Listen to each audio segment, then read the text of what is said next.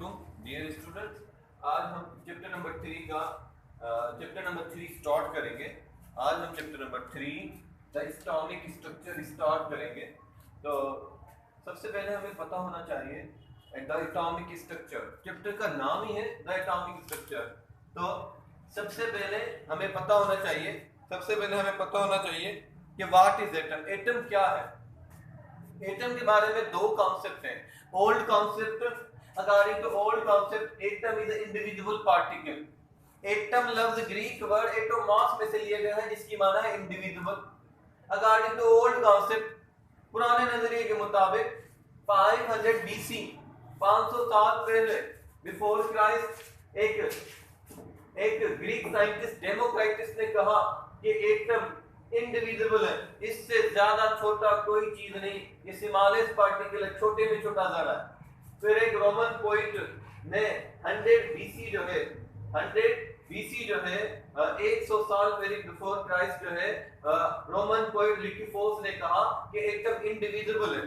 फिर 1808 में एक इंग्लिश साइंटिस्ट जॉन डाल्टन ने भी यही कहा अपनी डाल्टन्स एटॉमिक थ्योरी में कि एटम इज इंडिविजिबल।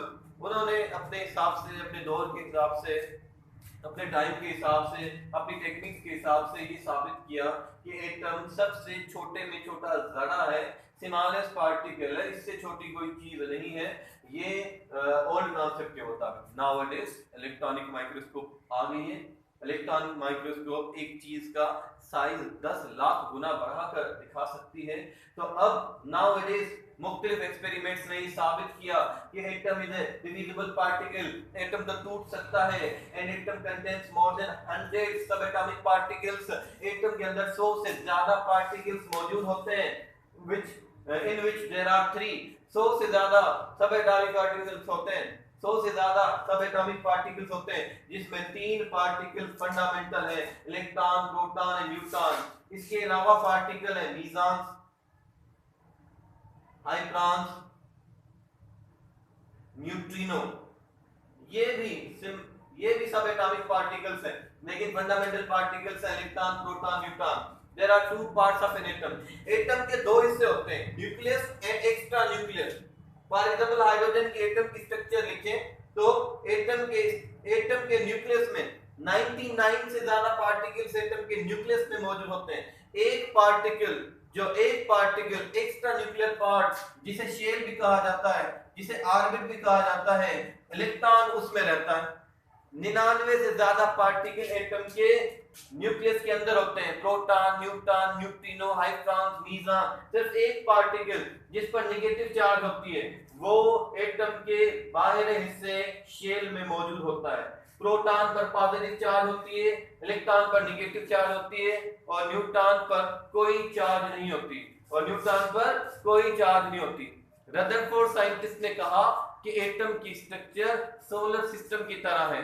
जिस तरह सोलर सिस्टम में सन सेंटर पर मौजूद होता है, इसी तरह एटम में न्यूक्लियस सेंटर पर मौजूद होता है। जिस तरह सोलर सिस्टम में प्लैनेट्स, वीनस, अर्थ, ये जो है सन के चौधारी जो है सन के चारों तरफ घूमते हैं, इसी तरह से इलेक्ट्रॉन जो है एटम में न्यूक्लियस की चारों तरफ घूमता है। तो रदरफोर्ड साइंटिस्ट ने एटम की शक्ल जो है सोलर सिस्टम से कंपेयर की। Now what is the definition of atom? Atom की डेफिनेशन क्या है? The smallest particle of an element का छोटे से छोटा जरा which may or may not exist free in nature, जो आजाद भी रह सकता है और आजाद ना भी रहे, उसे कहता है एटम। कुछ एटम है जो अकेले आजाद रहते हैं, जैसे noble gases, helium, neon, argon, krypton, xenon, radon.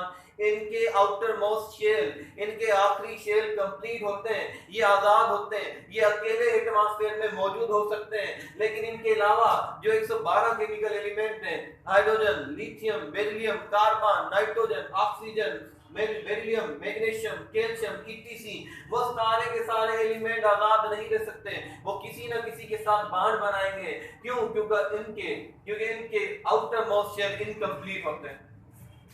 एक सिंबल एक एटम को जाहिर करती है, फॉर एग्जांपल C6H12O6।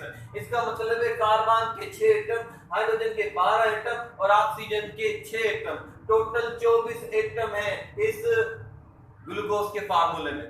एक निशानी एक एटम को जाहिर करती है, एक निशानी एक एटम को। तो noble gases can exist free, noble gases आजाद रह सकते हैं क्योंकि इनके आखिरी शेल कंप्लीट होते हैं। इंशाल्लाह कुछ जो है टर्म्स हैं जो हम इंशाल्लाह नेक्स्ट लेक्चर में पढ़ेंगे। चैप्टर नंबर 3 स्टार्ट करने से पहले कुछ हम टर्म्स पढ़ेंगे, वो नेक्स्ट लेक्चर में।